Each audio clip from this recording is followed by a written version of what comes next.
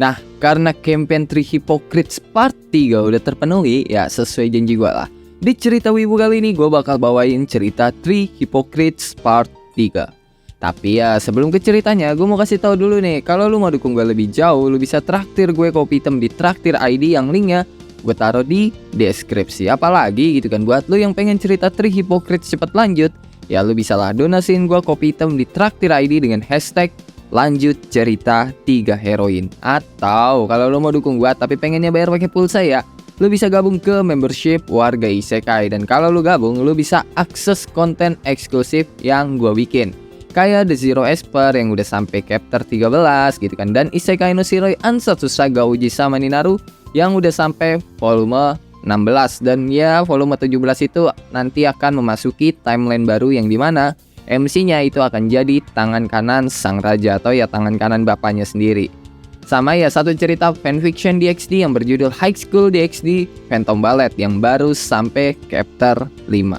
Dan kalau lu belum nonton ya, lu bisa nonton dulu kocok secara gratis, linknya gue taruh di deskripsi. Dan kalau lu tertarik buat lanjut dengerin storytelling cerita buatan gue itu, lu bisa gabung ke membership Warga Isekai. Dan ya oke lah ya, daripada gue banyak bacot lagi, mending lu pada siapin kopi, siapin cemilan, siapin sebatang rokok, dan kencangkan celana dalam kalau udah kita langsung aja ke ceritanya. Nah, sebelum ke ceritanya, gue mau kasih disclaimer dulu. Kalau ini cerita buatan gua, jadi kalau lu nyari manga, anime, ataupun novelnya ya kagak bakal ada. Ini karya original yang gue bikin, dan jangan nanya judul aslinya apa, bacanya di mana, karena ya kayak yang gue bilang tadi, ini cerita yang gue bikin. Dan karena ini cuma kerangka cerita, jadi ya yang gue ceritain cuma garis besarnya aja, bukan detailing ceritanya. Oke, paham kan?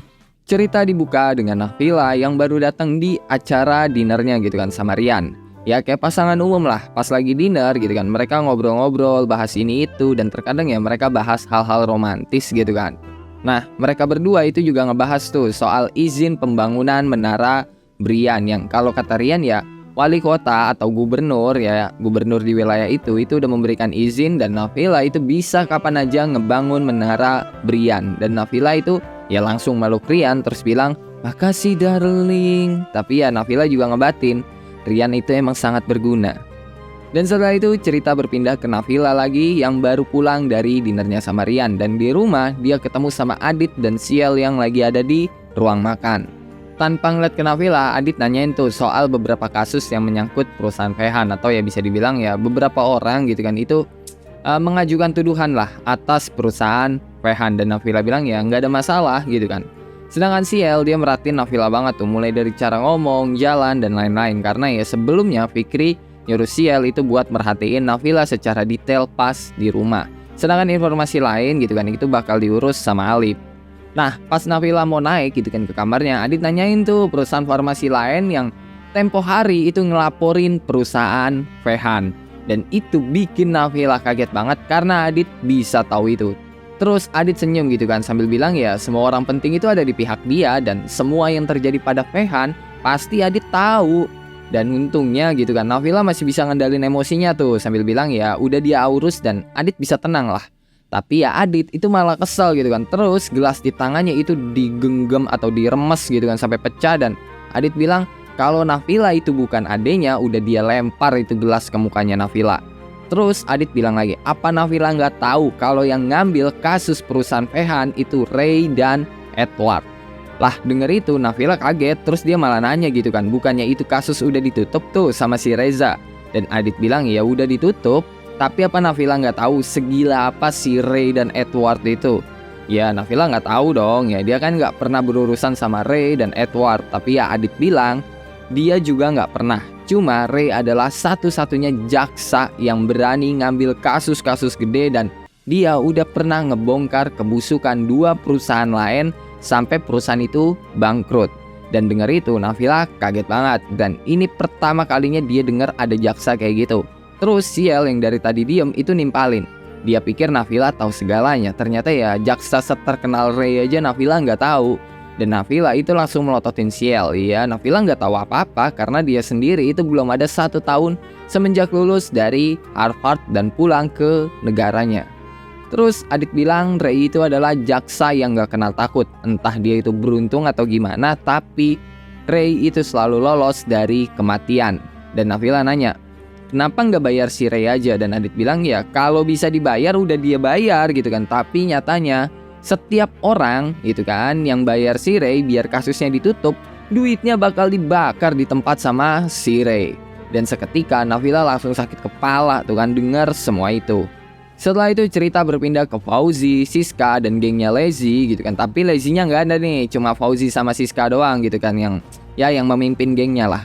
Dan mereka itu getok-getok tiang tuh di depan apartemen Aqua sambil nyuruh semua penghuni apartemen Aqua buat keluar. Dan semua penghuni keluar tuh termasuk Aldin yang masang muka kesel karena ya dia capek gitu kan baru balik kerja. Nah Aldin bilang, kalian ngapain sih ribut-ribut malam-malam gini? Mau gue panggilin polisi apa gimana nih? Tapi ya Fauzi itu nggak gubris gitu, dia malah ketawa dan bilang mending kalian semua pergi dari sini, cabut dari sini sebelum kita pukulin. Dan Aldin itu bukannya takut gitu ya, dia malah senyum kesel. Hah, maksud lo apaan? Dan Fauzi dengan enteng bilang ya, lu semua cabut dari sini, kosongin tempat ini sekarang juga. Yang dibalas sama Aldin, kalau gua nggak mau gimana? Dan Fauzi bilang ya mati atau ya paling nggak masuk rumah sakit lah. Terus Aldin ngeliat ke penghuni yang lain tuh dan bilang ya mereka mau ngusir kita nih, apa kita bakal pergi gitu aja? Nah semuanya pada diam kecuali Karen yang maju ke sampingnya Aldin dan bilang ya kayaknya nggak ada pilihan lain kan selain ngelawan mereka. Nah Fauzi yang ngeliat Karen itu jilat bibirnya sendiri tuh terus nyamperin Karen dan megang dagunya Karen. Fauzi bilang, cantik, daripada ngelawan kenapa nggak main sama abang aja sini? Ini akan abang buat malam ini penuh dengan kenikmatan. Dan dengan kasar Karen langsung nepis tangannya Fauzi dan bilang, maaf gua nggak sudi. Terus pas Aldin pengen mukul Fauzi, Fauzi lompat duluan tuh ke belakang. Dan habis itu Fauzi nyuruh semuanya gitu kan, semua bawahannya gitu kan, gengnya Lazy buat nyerang Aldin sama Karen. Tapi Fauzi juga nyuruh mereka jangan sampai melukai Karen terlalu parah, karena ya dia pengen main tuh sama Karen. Dan terjadilah gitu kan duo versus squad. Nah ya mereka berdua ngelawan 50 orang lebih tuh. Dan Karen juga sempet nanya gitu kan siapa mereka. Tapi Aldin bilang ya kagak tahu, orang dia juga baru pulang kerja. Sampai tiba-tiba Ray, Rin, dan Edward itu datang tuh dan bikin Aldin sama Karen senyum. Aldin senyum karena kedatangan kakaknya dan juga Edward. Sedangkan Karen itu ya karena kedatangan Rin. Nah, Ray nanya tuh ada apa nih? Tapi ya bukannya dapat jawaban, Ray malah pengen dipukul tuh sama salah satu orang. Tapi ya Ray dengan santai itu ngindar gitu kan. Terus megang tangan itu orang dan melintir tangan orang itu. Dan ya langsung dibanting dah tuh sama si Ray. Terus Edward itu juga pengen dipukul tuh. Tapi orang yang pengen mukul Edward itu malah jatuh duluan, diselengkat sama Edward. Sedangkan Rin ada yang pengen mukul Rin dari belakang. Kejadiannya hampir sama lah kayak si Ray. Tapi orang yang pengen mukul Rin gitu kan, itu malah pingsan gitu kan pas dipukul sama Rin pakai tempurung tangannya tanpa ngelihat ke belakang. Intinya kayak gitulah.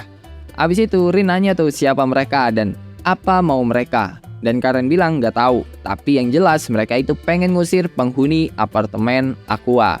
Dan Fauzi dengan bangganya bilang gitu kan, kalian nggak tahu siapa kita? Kita adalah Escobar, geng paling ternama di wilayah ini dan penguasa wilayah ini. Nah, Aldin sama Edward itu tepok jidat dengar perkataannya Fauzi. Sedangkan Rin sama Karen itu ngebatin, mereka lagi main mafia-mafiaan ya. Tapi ya Ray beda tuh, ekspresinya Ray itu jadi gelap dan tanpa ragu dia langsung nginjek orang yang tadi nyerang dia tuh. Kan udah dia banting, nah itu orang diinjek sama Ray. Terus Ray bilang, jadi Escobar masih ada ya? Padahal aku udah nyuruh kalian buat bubar. Dan Ray nanya, siapa yang nyuruh kalian datang ke sini? Fauzi bilang ya mana dia tahu, selama dia dapat cuan gitu kan dia bakal lakuin apa yang disuruh. Dan Ray bilang tadinya dia mau ngelepasin Escobar gitu kan. Dan abis itu ya Ray, Edward sama Rin gitu kan itu terlibat tuh dalam gelut. Dan ya gengnya Lazy bisa dikalahin lah sama mereka. Dan Rin itu nangkep Fauzi sambil nanya siapa yang nyuruh kalian. Tapi Fauzi bilang dia nggak tahu. Dan Rin itu langsung ngelepasin Fauzi gitu aja. Sampai ya bikin yang lain itu pada kaget karena ya Rin ngelepasin Fauzi terus nyuruh Fauzi sama gengnya Lazy itu buat pergi aja. Nah setelah gengnya Lazy pada kabur, Ray nanya dong kenapa dilepasin. Dan Rin bukannya jawab, dia malah nunjukin HP-nya yang nampilin Maps. Terus bilang ya dia udah naruh alat pelacak di tubuhnya Fauzi. Dan habis itu semua penghuni apartemen Aqua itu pada kumpul tuh di ruangan yang emang buat kumpul-kumpul. Dan ya beberapa dari mereka ada yang masih ngerasa ketakutan lah. Dan Ray nanya kenapa gitu geng Escobar ngincar apartemen Aqua. Terus Aldin bilang dia nggak tahu, dia aja baru balik kerja gitu kan. Dan tiba-tiba Ray nyeletuk kemungkinan karena Fehan ngincer apartemen Aqua dan pengen ngambil tanah apartemen Aqua. Dan itu bikin semua orang kecuali Karen itu pada bingung gitu. Corin bisa tahu kalau perusahaan Fehan mengincar tanah apartemen Aqua. Tapi jawaban Rin itu bikin mereka semua pada shock karena Rin bilang ya dia adalah pemilik apartemen Aqua. Padahal selama ini gitu kan pemilik apartemen Aqua adalah orang misterius yang mereka sendiri nggak tahu siapa itu. Dan ya tiba-tiba pemiliknya itu nongol dan ternyata ya pemiliknya adalah Rin. Terus pas Rin ditanya setelah sekian lama nggak muncul, kenapa gitu Rin tiba-tiba muncul? Dan Rin jawab ya, karena masalah ini yang mana Fehan itu pengen ngambil tanah apartemen Aqua, terus ngebangun menara Brian. Dan Aldin bilang, Fehan lagi. Yang ditanya sama Karen, emang Fehan buat ulah apa lagi? Dan Edward bilang kalau Ray sama dia itu lagi ngambil kasus penelitian dan perkembangan obat yang dilakukan sama Fehan.